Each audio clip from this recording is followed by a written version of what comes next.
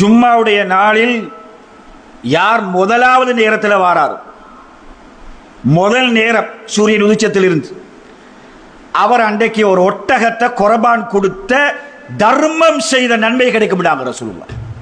முதலாவது வாரம் அல்ல, முதலாவது வாரவர் அல்ல, முதலாவது நேரத்தில் எத்தனை பேர் வருகிறார்களோ அவர்கள் ஒருவரும் ஒரு ஒட்டகத்தை குர்பான் கொடுத்த நன்மைண்டாங்க.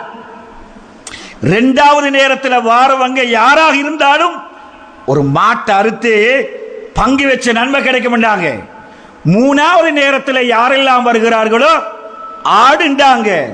நாலாவது நேரத்தில் யாரெல்லாம் வருகிறார்களோ அல்லாஹ்வுடைய தூதர் கோழிண்டாங்க. அஞ்சாவது நேரத்தில் யாரெல்லாம் வருகிறார்களோ ஒரு முட்டையை தன் பக்கத்து வீட்டு காரனுக்கு அல்லது சகோதரனுக்கு அன்றைக்கு ஒரு முட்டையை கொடுத்துட்டு தர்மம் செஞ்ச மனுஷன் போல என நபிகளார் ஸல்லல்லாஹு அலைஹி வஸல்லம் சொன்னார்கள்.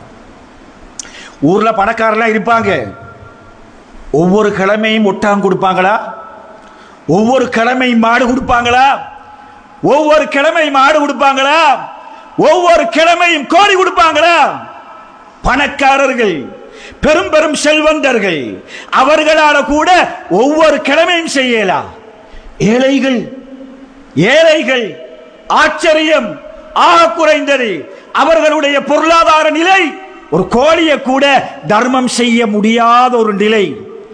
அல்லாஹ் சுப்ஹானஹு வ தஆலா மிக பெருமாண்டமான தர்மத்துடைய பெருமதி, தர்மத்துடைய நன்மையை வெள்ளிக்கிழமை நாளையில் அல்லாஹ் ஸ்பெஷலாகவே அல்லாஹ் வைத்திருக்கிறான். வெள்ளிக்கிழமை நேரத்தோட குறிப்பிட்ட ஒரு நேரத்துக்குள்ள போனா உனக்கு இதெல்லாம் கிடைக்கும் நபிகளார் ஸல்லல்லாஹு அலைஹி வஸல்லம் சொல்லிவிட்டு சொன்னாங்க. பள்ளி வாசல்கள்ல வாயில்ல மலக்குமார்கள் எல்லாம் உட்கார்ந்து கொண்டிருப்பார்கள். மலக்குமார்கள் சாதாரணமாக பள்ளிவாசலுக்குள்ள எல்லா நேரத்திலையும் இருப்பாங்க. ஆனா வெள்ளிக்கிழமையில எங்க நிப்பாங்க தெரியுமா? இதோ முன்னுக்கால இருக்கிற வாசல நிப்பாருங்க. இந்த 4 வாசல 4 வாசலையும் இருப்பாங்க. கையில ஏடு இருக்கும். முதலாவது நேரத்தில் வாரவங்க பதிவாங்க. இரண்டாவது நேரத்தில் வார அப்துல்லா வந்துட்டார், முகமது வந்துட்டார், இப்ராஹிம் வந்துட்டார், யூசுப் வந்துட்டார். பெண்களுக்கு இல்ல, ஆண்களுக்கு மாத்திரம் பதிஞ்சு கொண்டே போவாங்க. இந்த வாசல்ல வாரவங்கள, அந்த வாசல்ல வாரவங்கள, அந்த வாசல்ல வாரவங்கள. இமாம் எப்ப பிம்பருக்கு ஏறிடுவாரோ எழுதப்பட்ட பேர் லிஸ்ட் அப்படியே மூடப்படும். அவர்கள் அனைவரும் வந்து முன்னால சஃப்ல இமாமுடைய ஹுத்பாவை கேட்கறதுக்கு உட்கார்ந்துருவாங்க. இமாம் பிம்பருக்கு ஏறத்துக்கு பின்னுக்கால வரக்கூடியவருடைய நிலைமையை கொஞ்சம் யோசனை பண்ணி பாருங்க. நீ இந்த வெள்ளிக்கிழமை நான் லேட்டாகி தான் வந்தேன், ஏண்ட பேர் இல்லை. மாசத்துல 4 வெள்ளிக்கிழமையும் இமாம் பிம்பர்ல ஏறினத்துக்கு பின்னுக்காலதான் ஓடோடி வருகிறேன், ஓடோடி வருகிறார்கள். இமாம் பிம்பருக்கு ஏறினத்துக்கு பின்னுக்கால தொழுகையில இமாம் இறங்கி தக்பீர் கட்டும் வரை வந்து கொண்டே இருப்பார்கள். அவர்கள் அனைவரும் மலக்குமாருடைய லிஸ்டுக்குள்ள வரமாட்டார்கள். அப்ப எதுக்கு வந்துட்டு போறாங்க? என்னமாவது உள்ள சொல்லிடுவாங்களோ வெள்ளிக்கிழமை ஜும்மாக்கு போகலண்டா, மனைவிட நச்சரிப்பு போய்தான் ஆகணும். இப்படி பள்ளிக்கு வரவங்க வராமல் இருந்துடலாம். இமாம் பிம்பர்ல ஏறினதுக்கு பின்னுக்கால பள்ளி வாசலுக்கு வாரவங்க வாரதும் உண்டு, வராம இருப்பதும் உண்டு.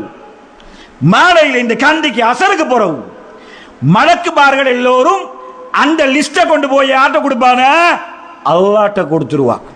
இன்றைக்கு வெள்ளிக்கிழமை இவ்வளவுதான், 250 பேர் 300 பேர் வார பள்ளிவாசல்ல இமாம் பிம்பருக்கு ஏறதுக்கு முன்னுக்கால 150 பேரா? 150 பேர் தான். இப்ப கொஞ்சம் நீங்க யோசனை பண்ணி பாருங்க.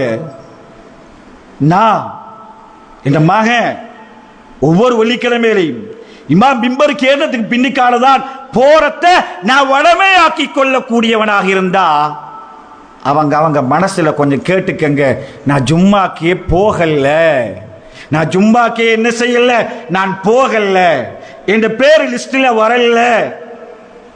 இலங்கையில் உள்ள பாடசாலைகள் எல்லாம் அந்த காலத்தில் இருந்த முஸ்லீம்கள் பெரியவர்கள் எல்லாம் சண்டை பிடிச்சி பெரிய சண்டை பேச்சுவார்த்தை நடத்தி எங்கட முஸ்லீம் பிள்ளைகள் எல்லாம் ஜும்மாக்கு போகணுமாம், நேர காலத்தோட எங்களுக்கு பாடசாலையில் ஒரு 11:30 எங்களுக்கு டைம் தாங்க என்று சொல்லி நேர காலத்தோட டைம் எடுத்தாங்க.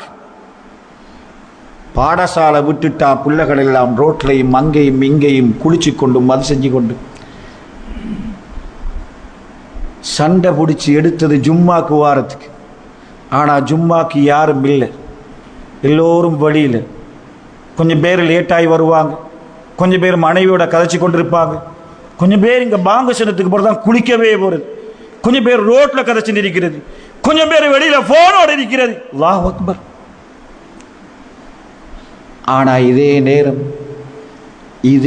நேரம் உங்களோட ஒரு ஏஜி ஆஃபீஸில் அல்லது இங்கே எங்கேயாவது ஒரு இடத்துல ஒவ்வொரு வெள்ளிக்கிழமை காலையிலையும் 5000 ரூபாய் ஒரு குடும்பத்துக்கு கொடுக்கிறேன் உங்களுக்கு தகவல் கிடைத்தால், ஒரு குடும்பத்துக்கு ஒவ்வொரு வெள்ளிக்கிழமையும் ஒவ்வொரு ஞாயிற்றுக்கிழமை ஏதாவது ஒரு நாள் அவர் பணக்காரராக இருக்கலாம், நடுத்தர வயதுடையவராக இருக்கலாம், அல்லது இளைஞராக இருக்கலாம், ஏழையாக கூட அவர் இருக்கலாம். உங்களோட மனவனிலை என்ன?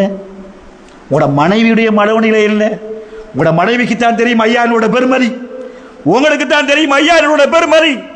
நீங்க அனுப்புவீங்க, உங்களோட மகனை கொண்டு போய் நிறுத்தாட்டுவீங்க, உங்களோட வைஃபோட கேசுவா நீங்க வரப்படாது, நீங்க நிக்கணும். 5000 ரூபாய் கொண்டு வரணும், 4 கிழமை 20000 ரூபாய். உலகத்தில் 20000 ரூபாய் பெருமதி கண்ணுக்கு முன்னால மனைவிக்கு வழங்குது, உங்களுக்கு வழங்குது. ஆனால் மர்மையில ஹவுதுல் கௌசருடைய பெருமதி வழங்குதில்லை, அரசுடைய நிழல் வழங்குதில்லை, வலது கையில பட்டோலை தரப்படுகின்றது வழங்குதில்லை, அல்லாஹ்வுடைய ரஹ்மத் வழங்குதில்லை, ரசூலுல்லாஹ்வுடைய ஷஃபாத் வழங்குதில்லை, மேலான சுவர்க்கம் வழங்குதில்லை, தர்மத்துடைய பெருமதி வழங்குதில்லை. அதனால ஆகிரால ஆசை இல்லை, ஆகிராவுடைய பெருமதியில இன்பம் இல்லை, உலகத்துடைய பெருமதியில இன்பம். அதனால நானும் நீங்களும் நேரம் எடுக்கிறோம், காலம் எடுக்கிறோம், கால் கடுக்க நிற்கிறோம், மாறி மாறி நிற்கிறோம். சுப்ஹானல்லாஹ். நபிகளார் ஸல்லல்லாஹு அலைஹி வஸல்லம் சொன்னார்கள். அதனால மதிப்புக்கும் கண்ணியத்துக்கும் உரிய சகோதரர்களே, ஜும்மா நாள் வந்துட்டா உங்களோட வேலைகள் எல்லாத்தையும் கொஞ்சம் ஒதுக்கிங்க, நேரத்தை எடுத்துக்கங்க. இன்றைக்கு நான் நேர காலத்தோட போகணும். ஏன் போகணும்? இந்த நன்மைகளோடு சேர்த்து ஜும்மா உரை என்பது அன்பார்ந்தவர்களே ஆக முக்கியமானது. பள்ளிவாசல் நிர்வாகம் திறமை பெற்ற நன்றாக உரையாற்றக்கூடிய ஒவ்வொரு தலைப்புகளிலும் சமுதாயத்துக்கு தேவையான, சமுதாயத்தில் நடந்த பிரச்சனைகள், சமுதாயத்தில் நடக்கிருக்கின்றவைகள், குடும்ப பிரச்சனைகள், ஒழுக்கம் சம்பந்தமான விவகாரங்கள் எல்லாம் ஜும்மால உரையாற்றும் பொழுது நான் அந்த உரையை கேட்பதற்கு இல்லை என்றிருந்தால், என்னுடைய மகன் இல்லை என்றிருந்தால், இது என்ன வாழ்க்கை? இது என்ன வாழ்க்கை? இந்த வாழ்க்கை நமக்கெல்லாம் தேவையா என்று எண்ண தோன்றுகின்ற அளவுக்கு நானும் நீங்களும் ஜும்மாவுடைய நாளில், ஜும்மாவுடைய தினத்தில் இந்த உரைகளை புறக்கணித்து வாழ்ந்தோம் என்றால் நானும் நீங்களும் நஷ்டவாளர்களாக மாறிவிடுவோம் என்ற ஒரு அபாயத்தை உங்களுடைய மனக்கண் முன்னே கொண்டு வந்து இந்த உரையை முடித்து நான் விடைபெறுகிறேன்.